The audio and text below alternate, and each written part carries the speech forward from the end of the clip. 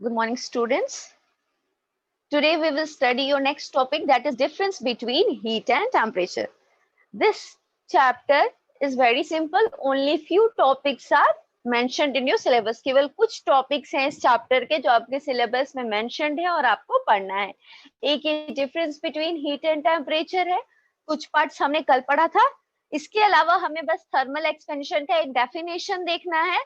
There after next topic होगा हमारा anomalous expansion of water, किस तरह से वाटर का बिहेवियर चेंज होता है. उसके बाद हम होप्स एक्सपेरिमेंट पढ़ेंगे एंड क्या एनोमलस एक्सपेंशन के कॉन्सिक्वेंसेस है. और लास्ट टॉपिक हमारा होगा green house effect and global warming. इतने टॉपिक्स हैं जो आपके इस चैप्टर से आपके सिलेबस में मेंशन्ड है. तो बिगिन करते हैं हम आज का session bye difference between heat and temperature. Heat क्या है? हीट एक फॉर्म ऑफ एनर्जी होती है. Heat is a form of energy और ये एनर्जी किसकी वजह से प्रोड्यूस होती है? जब भी मॉलिक्यूल्स आपस में टकराते हैं तो उनके टकराने की वजह से जो एनर्जी रिलीज होती है उस एनर्जी को हम बोलते हैं हीट. अगर टेम्परेचर की बात करें तो टेम्परेचर क्या है? एक क्वांटिटी है जो कि हमको बताता है कि हीट का डायरेक्शन क्या है, हीट किस डायरेक्शन में फ्लो कर रहा है. हमको पता है कि जो भी हीट है वो हॉट बॉडी से कोल्ड बॉडी तक फ्लो करता है. तो टेम्परेचर ही है वो पैरामीटर जो हमको बताएगा डायरेक्शन. जैसे कि मैंने आपको कल एग्जांपल दिया था, अगर हमें दो बॉडीज दी हुई है, एक का 10 डिग्री सेल्सियस टेम्परेचर दिया है, दूसरे का 4 डिग्री सेल्सियस दिया है, तो ये 10 डिग्री सेल्सियस और 4 डिग्री सेल्सियस हमें क्या दिखा रहे? टेम्परेचर. ये टेम्परेचर है और ये हमको क्या दिखाता है? Direction of flow of heat. हमको पता है हीट कहाँ से फ्लो करता है? हॉट बॉडी से कोल्ड बॉडी. तो 10 डिग्री सेल्सियस से किधर की तरफ फ्लो करेगा? 4 डिग्री सेल्सियस तक फ्लो करेगा. तो ये हमें डायरेक्शन दिखाया इसका कि ये किस बॉडी से किस बॉडी तक फ्लो करेगा. नेक्स्ट अगर यूनिट की बात करें तो हीट की यूनिट होती है जूल और टेम्परेचर की यूनिट होती है केल्विन. नेक्स्ट, हीट जो है वो किन चीजों पे डिपेंड करता है? हीट मास पे डिपेंड करता है, टेम्परेचर पे डिपेंड करता है और किसी भी बॉडी के मटेरियल पे डिपेंड करता है. अगर हम टेम्परेचर की बात करें तो सिर्फ काइनेटिक एनर्जी पे डिपेंड करेगा कि कितना एवरेज काइनेटिक एनर्जी हो रहा है. Heat is measured by the principle of calorimetry. Heat को मेजर करने के लिए हम प्रिंसिपल ऑफ कैलोरीमेट्री यूज करते हैं और अगर टेम्परेचर मेजर करना हो तो हम थर्मामीटर का यूज करते हैं.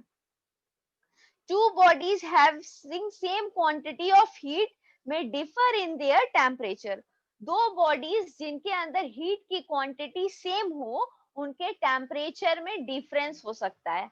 अब इस वाले पॉइंट का क्या मतलब है? अब हमें पता है कि हीट को दिखाने के लिए हम temperature as a parameter use करते हैं. अब ये बोल रहा है कि कभी ऐसा हो कि दो क्वांटिटी हो और दोनों क्वांटिटी का हीट सेम हो पर टेम्परेचर डिफरेंस हो सकता है. ये कब होगा? अगर आपने डेली लाइफ में आपको देखे होगे, अगर ऑब्जर्व किए होगे, तो कभी कभी हम हीटिंग पैड्स यूज करते हैं. किसी भी अगर हमें कहीं पे चोट लगी है, हम चाहते हैं उसको अच्छे से गर्म करके सेकाई करने का, हम क्या करते हैं? हम हीटिंग पैड्स यूज करते हैं. हीटिंग पैड्स के साथ साथ कुछ कूलिंग पैड्स भी आते हैं, आइसिंग पैड्स. उन आइसिंग पैड्स का भी यूज हम सेकाई के लिए ही करते हैं. यानी वो दोनों क्या है? डिफरेंट मटेरियल है, दोनों का टेम्परेचर डिफरेंट है. एक जो है काफी गर्म है और एक आइस से बना है जो कि काफी ठंडा है, लेकिन दोनों ही कहीं ना कहीं हीट प्रोड्यूस कर रहे हैं. कैसे? क्योंकि उनके मॉलिक्यूल्स के बीच में रैंडम मोशन है. वो जो आइस पैक भी है उस आइस पैक के थ्रू भी हीट ही जनरेट हो रही है. भले उसका टेम्परेचर 0 डिग्री सेल्सियस है या जितना भी टेम्परेचर है, कूलिंग टेम्परेचर है, बट उसका प्रॉपर्टी है कि वो हमें गर्माहट ही देता है. इसीलिए डॉक्टर्स हमें बोलते हैं कि आप आइस पैक से अच्छे से सेकाई करो अपने लेग्स वगैरह की. तो वो जो आइस पैक होते हैं वो ऐसे छूने में ठंडे हैं, मतलब उनका टेम्परेचर कम है, वो ठंडे हैं, पर उनकी प्रॉपर्टी है हीट देना, उससे गर्माहट मिलती है. Next, two bodies at same temperature may differ in the quantities of heat contained in them. अगर दो बॉडी है, दोनों का टेम्परेचर सेम है, मान लो दोनों ही सेम टेम्परेचर पे हैं, बट उनके अंदर का जो हीट है वो डिफर हो सकता है. Next, when two bodies are placed in contact, the total amount of heat is equal to sum of heat of the individual bodies. अगर दो बॉडी साथ में रखे हैं, कांटेक्ट में रखे हैं, तो अगर उन दोनों के हीट की बात करें तो हम दोनों के हीट को निकालने के लिए क्या करेंगे, दोनों बॉडीज के हीट को ऐड कर देंगे. अगर एक का हीट मान लेते हैं हम L1 है और दूसरे का L2 है, तो इन दोनों का अगर हम सम करें, दोनों को ऐड करेंगे तो हमको हीट पता चल जाएगा. When two bodies at different temperature are placed in contact, the resultant temperature is temperature in between the two temperatures. अगर दो बॉडी है, उनका टेम्परेचर दिया है, मान लेते हैं हम कोई 0 डिग्री सेल्सियस दिया है, एक 10 डिग्री सेल्सियस दिया है, और हमसे बोला जाए कि इन दोनों के बीच का टेम्परेचर बताओ, इन दोनों के बीच में कितना टेम्परेचर होगा, तो इन दोनों के बीच का रिजल्टेंट टेम्परेचर होगा इन दोनों का डिफरेंस. इन दोनों को ऐड करके हम किससे डिवाइड कर देंगे, 2 से डिवाइड कर देंगे, तो जो भी हमको टेम्परेचर मिलेगा यहाँ पे वही इनका टेम्परेचर होगा. When two bodies at different temperature are placed in contact, the resultant temperature is temperature in between the two temperatures. इन दोनों टेम्परेचर के बीच का जो सबसे मिडिल वाला टेम्परेचर आएगा, वही टेम्परेचर उन दो बॉडीज का टेम्परेचर कहलाएगा. नेक्स्ट, अगर हम बात करें थर्मल एक्सपेंशन की, तो आपने क्लास 6 में पढ़ा होगा प्रॉपर्टी, सॉलिड, लिक्विड्स और गैस की उसमें प्रॉपर्टी है. ठीक है, उस प्रॉपर्टी में हमने पढ़ा था कि अगर हम किसी भी ऑब्जेक्ट को, किसी भी मैटर को अगर हीट करते हैं, गर्म करते हैं, तो गर्म करने से वो एक्सपेंड होता है, यानी उसकी साइज बढ़ जाती है. और किसी भी ऑब्जेक्ट को अगर हम कोल्ड करते हैं, फ्रीज करते हैं, तो उसकी साइज क्या होती है, घट जाती है, कॉन्ट्रैक्ट हो जाती है, यानी वॉल्यूम कम हो जाता है. अगर साइज बढ़ेगा, एक्सपेंड होगा, एक्सपेंड होगा मतलब उसको ज्यादा जगह चाहिए होगी रहने के लिए, ज्यादा जगह मतलब ज्यादा वॉल्यूम. तो अगर उसका वॉल्यूम ज्यादा है, हमको पता है डेंसिटी किस पे डिपेंड करता है, density is equal to mass per unit volume. Density, इस फॉर्मूले से हम जान सकते हैं कि डेंसिटी डायरेक्टली प्रोपोर्शनल होती है मास के और इनवर्सली प्रोपोर्शनल होती है वॉल्यूम के. मतलब अगर किसी बॉडी का मास बढ़ेगा तो डेंसिटी बढ़ेगी, और अगर वॉल्यूम बढ़ेगा तो डेंसिटी घटेगी. ठीक है, अब हमने मैटर में ऑलरेडी पढ़ा हुआ है, क्लास 6 में आपने पढ़ा होगा कि अगर किसी भी मैटर को हम हीट करें, गर्म करें, तो उसका एक्सपेंशन होता है, यानी उसकी साइज बढ़ जाती है. साइज बढ़ना मतलब वॉल्यूम का इंक्रीज होना. तो जब वॉल्यूम इंक्रीज होगा तो डेंसिटी क्या हो जाएगी, डिक्रीज हो जाएगी. और अगर किसी भी चीज को हम कॉन्ट्रैक्ट करें, तो कॉन्ट्रैक्ट करने से क्या होगा, कॉन्ट्रैक्ट करने का मतलब है कि उसका साइज छोटा होगा. अगर हम उसको ठंडा करेंगे तो ठंडे करने की वजह से कोई भी मैटर जो है कॉन्ट्रैक्ट हो जाता है. कॉन्ट्रैक्ट मतलब अपने साइज से छोटा हो जाना. अगर वाटर है, वाटर अगर आप लो तो वाटर कितना ज्यादा स्पेस लेता है, कितना ज्यादा वॉल्यूम है उसका, बट अगर आप उसको फ्रीज कर दो तो वो छोटे से आइस क्यूब में आके रह जाता है. तो अगर हम किसी भी चीज को कूल करते हैं तो वो कॉन्ट्रैक्ट करता है. कॉन्ट्रैक्ट करना मतलब उसकी साइज छोटी हो रही है, यानी वॉल्यूम कम हो रहा है. तो जब वॉल्यूम कम होगा तो डेंसिटी ज्यादा होगी. ठीक है, तो थर्मल एक्सपेंशन का बस इतना सा मतलब है, the expansion of a substance on heating. किसी भी सबस्टेंस को अगर हम हीट करें और वो एक्सपेंड कर जाए, उसका साइज इंक्रीज हो जाए, तो हम उसको बोलते हैं thermal expansion. A solid has a definite shape, so when a solid is heated, it expands in all direction. The length, area and volume all increase on heating. अगर solid की बात करें तो solid का एक definite shape होता है, तो जब आप solid को heat करोगे तो उसके सारे ही directions में expansion होता है. Okay? Next topic is our anomalous expansion of water. ठीक है, मैंने अभी आपको बताया कि कोई भी अगर मैटर है, मैटर, स्टेट ऑफ मैटर को जब हम हीट देते हैं, गर्म करते हैं, तो वो एक्सपेंड होता है, उसका साइज बढ़ता है. और जब हम उसको कूल करते हैं तो उसकी साइज छोटी होती है, वो कॉन्ट्रैक्ट हो जाता है. लेकिन वाटर एक ऐसा है जो एनोमलस बिहेवियर दिखाया. एनोमलस का मतलब होता है different from what is normal. Normal से अलग हट के बिहेवियर दिखाया. नॉर्मल बिहेवियर क्या था कि अगर हम किसी भी ऑब्जेक्ट को हीट करेंगे तो वो एक्सपेंड होगा और कूल करेंगे तो कॉन्ट्रैक्ट होगा.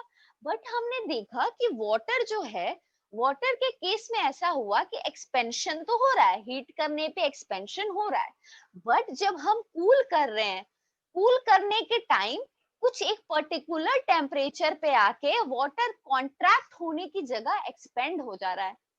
एक पर्टिकुलर टेम्परेचर पे आके अब उसको पता है जब वाटर का टेम्परेचर डिक्रीज हो रहा है तो डिक्रीज टेम्परेचर डिक्रीज मतलब वो ठंडा हो रहा है, तो जब ठंडा हो रहा है तो उसको कॉन्ट्रैक्ट होना चाहिए। लेकिन हमने पाया कि वाटर एक पर्टिकुलर टेम्परेचर पे आके कॉन्ट्रैक्ट होने की जगह एक्सपेंड हो जाता है, उसकी साइज बढ़ जाती है। तो ये जो बिहेवियर वाटर अपना दिखाता है, एक्सपेंशन की जगह उसमें कॉन्ट्रैक्शन हो जाता है, उस बिहेवियर को हम बोलते हैं anomalous expansion of water. Anomalous का मतलब है different from what is normal. Normal behaviour की जगह अलग तरीके का बिहेवियर दिखाने वाले वाटर को हम बोलते हैं anomalous expansion of water. Okay, so the expansion of water when it is cooled from 4 degrees Celsius to 0 degrees Celsius is known as anomalous expansion of water. Water का एक्सपेंशन 4 डिग्री सेल्सियस से 0 degree, पहले water किस पे है 4 degree Celsius, 4 degree Celsius से 0 degree Celsius पे आ रहा है, यानी वो ठंडा हो रहा है। तो उस ठंडा होने पे उसको कॉन्ट्रैक्ट होना चाहिए, तो उसका साइज छोटा होना चाहिए था, बट वो क्या हुआ, एक्सपेंड हो गया। तो ये जो वाटर का एक्सपेंशन हो रहा है 4 डिग्री सेल्सियस से 0 डिग्री सेल्सियस के बीच में, इसी को हम बोलते हैं anomalous expansion of water. We have read that certain substances such as water, silver iodide and silica, when heated within a certain range of temperature, they contract. And as they expand on cooling in this range of temperature, this is called anomalous behavior. हमने कई substances में ऐसा पाया है कि वो expand कर जाते हैं, मैटर की प्रॉपर्टी से डिफर हो जाते हैं। मैटर में जो हमने पढ़ा कि हीट करने पे ही एक्सपेंशन होगा और कूल करने पे ही कॉन्ट्रैक्शन होगा, वो उस प्रॉपर्टी से डिफर हो जाते हैं। तो जो भी सबस्टेंस डिफर होते हैं, इसका मतलब वो एनोमलस बिहेवियर दिखा रहे हैं। If we take some water at 0 degrees Celsius and start heating it, we find that in temperature range from 0 degree to 4 degree Celsius, it contracts. अगर हम आइस क्यूब को ले 0 डिग्री सेल्सियस पे कोई चीज लें और हम उसको हीट किए, कब तक हीट किए, जब तक कि 4 डिग्री सेल्सियस तक नहीं गया। तो अब हम जब हीट दे रहे हैं तो इसको तो एक्सपेंड करना चाहिए था, लेकिन ये एक्सपेंड करने की जगह क्या हो गया, कॉन्ट्रैक्ट हो गया, अपने साइज में छोटा होने लगा।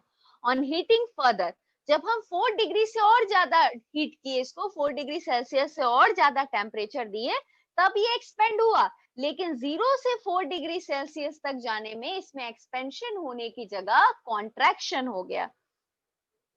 Similarly, if water is initially at a temperature above 4 degrees Celsius is cooled. अब मानते हैं कि मान लो कोई वाटर है जिसका टेम्परेचर 4 डिग्री सेल्सियस है और अब हम उसको ठंडा कर रहे हैं। तो हमने पाया कि 4 डिग्री सेल्सियस से 0 डिग्री सेल्सियस तक जाने में अब उसको हम ठंडा कर रहे हैं, तो उसको कॉन्ट्रैक्ट होना चाहिए था, वो कॉन्ट्रैक्ट नहीं हुआ, वो एक्सपेंड हो गया। On further cooling it below 4 degrees Celsius to 0 degrees Celsius, it expands. This unusual expansion of water on cooling it from 4 degrees Celsius to 0 degrees Celsius is called anomalous expansion of water. ठीक है, तो हमने water का example देखा। सबसे पहले हमने क्या किया, 0 डिग्री सेल्सियस पे हमारे पास वाटर था, हमने उसको हीट किया। हमने वाटर की प्रॉपर्टी पढ़ी है कि किसी भी चीज को अगर हम हीट करते हैं तो वो एक्सपेंड होता है। तो हम 0 से 4 डिग्री सेल्सियस तक वाटर को हीट किए, पर हमने पाया कि वाटर एक्सपेंड होने की जगह कॉन्ट्रैक्ट हो रहा है। ये तो पहला प्रॉपर्टी हुआ जब हम हीट करके देख रहे थे। फिर हमने क्या किया, अब कूल करने का सोचा। अब 4 डिग्री सेल्सियस पर हमने वाटर को लिया और उसको कूल करके हम 0 डिग्री सेल्सियस तक लेके आ रहे थे। तो जब हम 4 डिग्री सेल्सियस से 0 डिग्री पे ले आ रहे हैं, यानी अब हम क्या कर रहे हैं, कूल कर रहे हैं, उसका टेम्परेचर घटा रहे हैं। तो टेम्परेचर घटाने पे तो कॉन्ट्रैक्ट होना चाहिए था, बट वो कॉन्ट्रैक्ट नहीं हुआ, वो एक्सपेंड हुआ। यानी 0 डिग्री से 4 डिग्री सेल्सियस के बीच में वाटर का क्या होता है, एक्सपेंशन होता है। कॉन्ट्रैक्शन होने की जगह एक्सपेंशन होता है, और यही एनोमलस एक्सपेंशन ऑफ वाटर कहलाता है। नेक्स्ट आपका एक ग्राफ दिया है, ये ग्राफ जो है वॉल्यूम ऑफ वाटर और टेम्परेचर पे बना है। ठीक है, वाटर का क्या, अब मैंने अभी आपको बताया कि अगर कोई भी चीज कॉन्ट्रैक्ट हो रही है, ठीक है, कॉन्ट्रैक्ट का मतलब कि उसका साइज छोटा हो रहा है। तो जब साइज छोटा हो रहा है, इसका मतलब वॉल्यूम कम हो रहा है, उसको कम जगह चाहिए होगी अपने आप को ऑक्यूपाई करने के लिए। ठीक है, अब हमारे पास ये ग्राफ है जिसमें हम दिखा रहे हैं क्या, variation of volume of water. हम दिखा रहे हैं कि किस तरह से वॉल्यूम इंक्रीज या डिक्रीज होता है विथ टेम्परेचर। अब हमें पता है ये जो ग्राफ है किस पे बना है, वॉल्यूम और टेम्परेचर पे बना है। अभी हमने पढ़ा है कि जब 0 से 4 डिग्री सेल्सियस तक हम वाटर को लेके जाते हैं, मान लो 0 डिग्री सेल्सियस पे वाटर था और मैं उसको हीट करना शुरू कर रही हूँ, तो जब मैं वाटर को हीट करना शुरू कर रही हूँ तो हमने मैटर की प्रॉपर्टी में पढ़ा है कि हीट करने से एक्सपेंशन होना चाहिए था, यानी साइज बढ़ना चाहिए था, साइज मतलब वॉल्यूम बढ़ना चाहिए था। लेकिन हमने पाया कि जब 0 से 4 डिग्री सेल्सियस तक हम वाटर को हीट कर रहे हैं तो वॉल्यूम क्या हो रही है, डिक्रीज हो रही है, और 4 डिग्री सेल्सियस के बाद वॉल्यूम इंक्रीज हो रही है।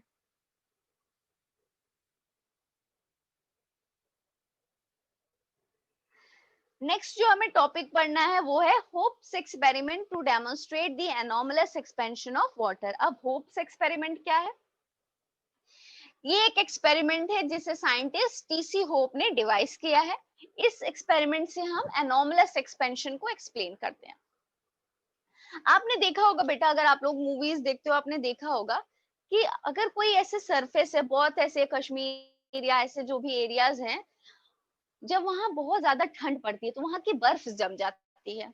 अब हमको पता है कि वाटर में ढेर सारे वाटर एनिमल्स होते हैं, तो क्या जब वो बर्फ जम जाती है तो वो वाटर एनिमल्स डाई कर जाते हैं? नहीं, वो वाटर एनिमल्स डाई नहीं करते हैं।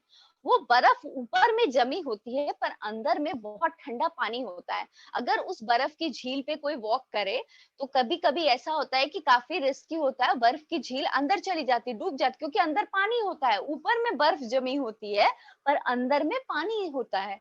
यानी अंदर में जो पानी है उसमें वो वाटर एनिमल्स इजीली सरवाइव कर पाते हैं। यही होप एपैरेटस में हम देखेंगे, ठीक है। होप का ऐसा सिलिंड्रिकल एपैरेटस था, ये एक सिलेंडर है और इसके बाहर में एक और सिलेंडर लगा है। हमने सबसे पहले क्या किया, दो ओपनिंग बनाई इस सिलेंडर में। यहाँ पे ओपनिंग में हमने लगा दिया थर्मामीटर T1 और इस ओपनिंग में हमने लगा दिया थर्मामीटर T2। ये जो गोल वाला सिलेंडर था हमने इसमें क्या किया, आइस को पूरा भर दिया, पूरा आइस इसमें फिल कर दिया। और ये जो पूरा हमारा पोर्शन था इसमें हमने वाटर फिल कर दिया। मान लेते हैं हम इस वाटर का टेम्परेचर है 10 डिग्री सेल्सियस, इसमें वाटर फिल कर दिया और बाहर वाले सिलेंडर में आइस फिल कर दिया, ठीक है।